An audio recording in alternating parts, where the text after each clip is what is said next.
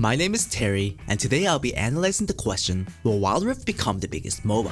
In dissecting and answering this question, I'll be drawing analysis from the game's competitors alongside highlighting the noteworthy positive traits of the game.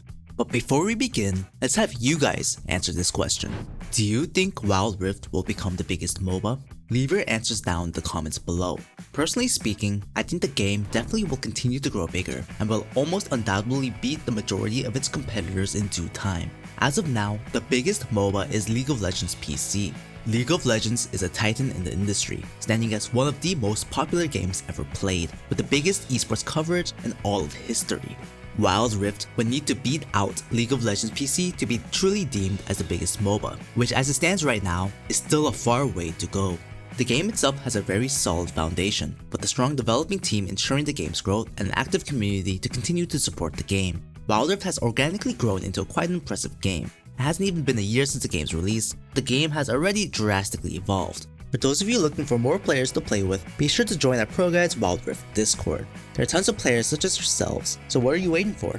At the moment, Wild Rift isn't quite that big yet. I love the game, but to say it's close to League of Legends in size would be lying.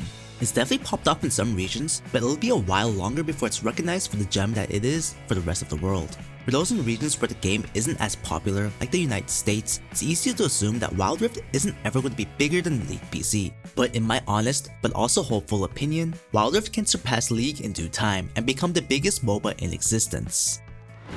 Whether people want to acknowledge this fact or not, League of Legends is no longer in its prime. The game is over a decade old, and though it is still great, it will unlikely grow any bigger.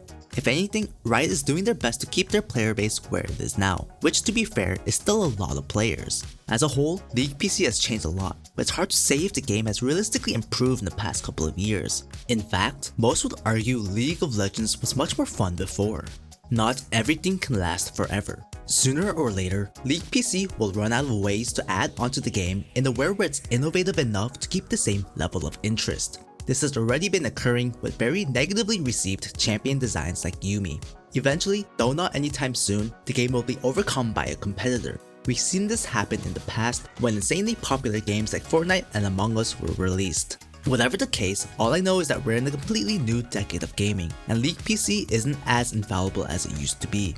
One redeeming factor Wild Rift has over League PC is that Wild Rift is still growing, therefore it definitely hasn't hit its peak yet. This is because Wild Rift is a new game in a fairly new market. Game's long-term future success will depend largely on two things: how well the mobile gaming market grows and how effectively Riot accomplishes their steep goals. Mobile gaming, as a whole, isn't very popular in the Western cultures. There's a stigma that most mobile games lack depth and strategy behind them, or that they're just blatant crash grabs or waifu collectors. Because of these preconceived notions, mobile gaming simply hasn't stuck properly in the West. But if the mobile gaming industry does end up growing as popular in the West as it is in Southern Asian countries, Wild Rift will easily be on the way to becoming the biggest MOBA. Realistically speaking, Wild Rift alone is unlikely to be the contributor creating appeal for mobile gaming in the West, therefore leaving a good amount simply up to outside factors. In regards to goals, Riot stated that they will make Wild Rift into the first truly international mobile esport. So far, they've been doing a great job of laying down the infrastructure to make this statement come true. By sponsoring tournaments, they're actively pursuing different organizations around the world to create Wild Rift competitive teams, pushing the international culture of the game forward. But what about India? That's like a couple billion people right there that Riot hasn't really addressed. To live up to their words, Riot would need to, by definition of global, create a server in India. If Riot manages to properly set up all servers with minimal ping delay, Wild Rift will become massive. What makes Wild Rift so unique compared to its competitors? A lot of mobile MOBAs are simply not that great. Many of them struggle to remain relevant by providing flashy new characters, referencing popular anime or even Marvel movies. Lacking the strict competitive approach that Riot has been implementing into Wild Rift, many drop the ball and create a system where money can provide extensive shortcuts in gameplay. Other MOBAs that have recently released simply don't have appeal to players looking to seriously commit their time to improve at the game, but instead model their business structure around grabbing the attention of casual players. Onmyoji Arena lures people in with anime characters like Demon Slayer's Tanjiro, while Marvel Super War plays at children's fantasy of wielding their favorite superheroes. This isn't necessarily a bad thing, and it's actually something that Riot needs to do a better job of with Wild Rift. On that note of casual players and a poor business model, you're probably expecting me to bring up Mobile Legends, but I'm actually gonna avoid that train wreck for today. We've flamed them enough times in our other videos, so be sure to check those out if you're interested in the comparison. Now let's compare Wild Rift with a newer, very relevant competitor, Pokemon Unite. As a free-to-play Pokemon MOBA advertised for the Switch and the mobile, Unite officially released just a couple of weeks ago, taking the world by storm. Many popular streamers and content creators such as myself tried their hands on the game, even those who were very unfamiliar with the MOBA genre. Unite is an incredibly simplified MOBA when compared to the likes of Wild Rift, with less skill expression in exchange for a more beginner-friendly environment.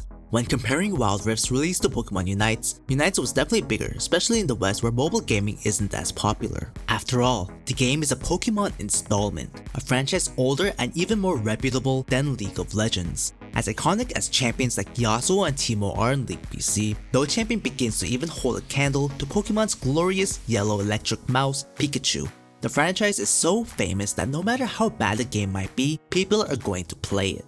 In regards to reaching a broader audience, Unite definitely has Wild Rift beat, at least for now.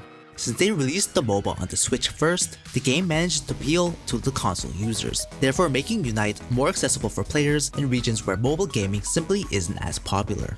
Unite definitely has a bright and long future ahead of it, with plenty of source material to draw from, but the game will not beat Wild Rift in the long run. The biggest advantage Unite has over Wild Rift at the moment is that they're available on the Switch. This means that Unite isn't just limited to the mobile market and is actually paving the way for contemporary console MOBAs. Since Wild Rift intends on having a console release in the future, albeit at a very unclear date, as long as the developers fulfill their promises of doing so, there won't really be any advantage of playing Pokemon Unite over Wild Rift. For those of you who don't know, Pokemon Unite is pay to win, while Wild Rift is not. The held item system in Unite, which is essentially the rune system, is incredibly grind heavy, expedited greatly by microtransactions, kind of like Mobile Legends. This creates a steep barrier of entry for those looking to climb the ranked ladder, very much making proper competitive play impossible. I sincerely doubt there will be a competitive scene for Pokemon Unite, which definitely doesn't bode well for the game's future as a MOBA. After all, if players want to improve, they can simply reach for their credit card and whale their hard-earned money at the game. MOBAs by nature are built on competition.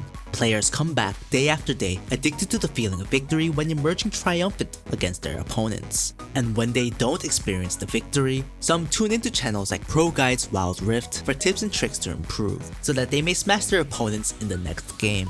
This is a huge part of what makes Wild Rift super addicting, and is the fuel that pushes the competitive scene for the game forward. But for a game like Pokemon Unite, players can easily fall on the excuse of, "The enemy paid more money than me," which sucks because that would be a completely viable excuse.